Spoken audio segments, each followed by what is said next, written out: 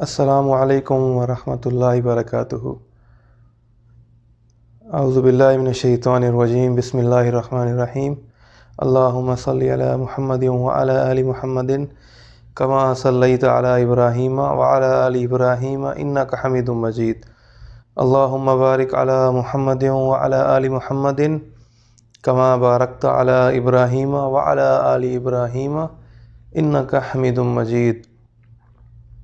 میں خود بھی بہت عرصے سے سوچ رہا تھا کہ حضور پاک صلی اللہ علیہ وآلہ وسلم اور ان کے اہل بیت کی شان کو بیان کیا جائے، تو آج میرے دوست بھی ہیں اور چھوٹے بھائیوں کی طرح ہیں شعیب، تو انہوں نے کہا کہ جو حضرت مولانا طارق جمیل صاحب کی کتاب ہے گلدستہ اہل بیت، اس میں سے کچھ واقعات کو بیان کیا جائے۔ تو آج میں آپ کے سامنے پہلا واقعہ بیان کرتا ہوں۔ حضور پاک صلی اللہ علیہ وآلہ وسلم نے حضرت فاطمہ رضی اللہ تعالی عنہ سے فرمایا کہ فاطمہ حضرت علی کو اور حضرت امام حسن اور حسین رضی اللہ عنہم اجمعین کو بلا کر لاؤ۔ وہ ان کو بلا کر لائیں اور آپ صلی اللہ علیہ وسلم نے اپنی چادر مبارک ان کے اوپر ڈال دی اور اللہ سے دعا کی اور کہا، یا اللہ یہ آل محمد ہیں، ان کے اوپر اپنی رحمتیں اور برکتیں نازل فرما، جس طرح آپ نے ابراہیم علیہ السلام پر نازل فرمائیں، اور بے شک آپ بزرگی والے ہیں۔ اور حضرت ابن عباس رضی اللہ عنہ فرماتے ہیں کہ آپ صلی اللہ علیہ وسلم نے مجھ سے فرمایا کہ اللہ تعالی سے محبت کرو کہ اس نے تمہیں بے تحاشا نعمتوں سے نوازا ہے، اور اللہ کی محبت کی وجہ سے تم مجھ سے محبت کرو، اور میری محبت کی وجہ سے میرے اہل بیت سے محبت کرو۔ میرے بھائیو، اہل بیت کی محبت، حضور پاک صلی اللہ علیہ وسلم کی محبت، آل محمد کی محبت اور اہل بیت کی محبت، یہ ہمارے ایمان کا حصہ ہے، ایمان کا حصہ ہے۔ اہل بیت میں سے ایک صاحب بلخ میں رہتے تھے، اور ان کی بیٹیاں تھیں، ان کی بیٹیاں اور ان کی وائف، ان کی بیوی بھی ان کے ساتھ رہتی تھیں۔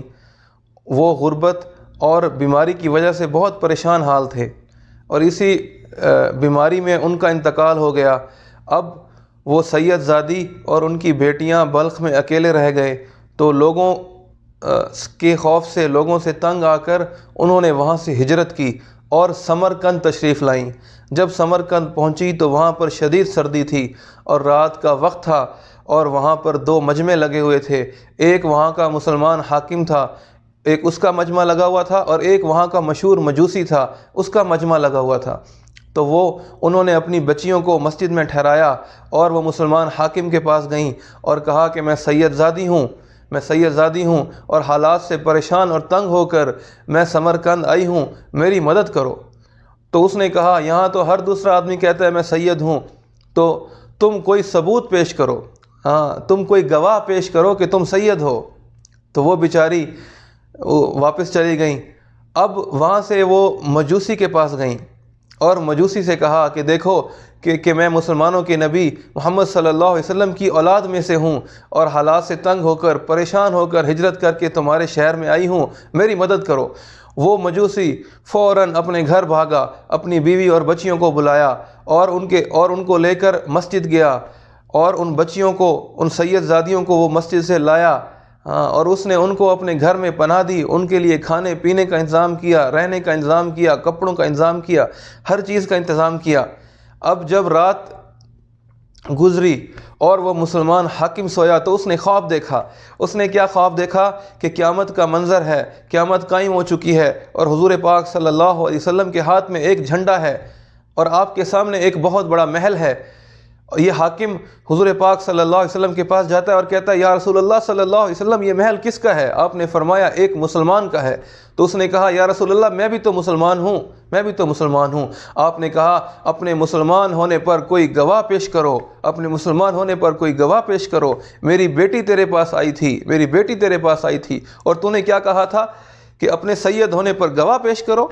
جا دفع ہو جا یہاں سے، اور اپنے مسلمان ہونے پر کوئی گواہ لے کر آ۔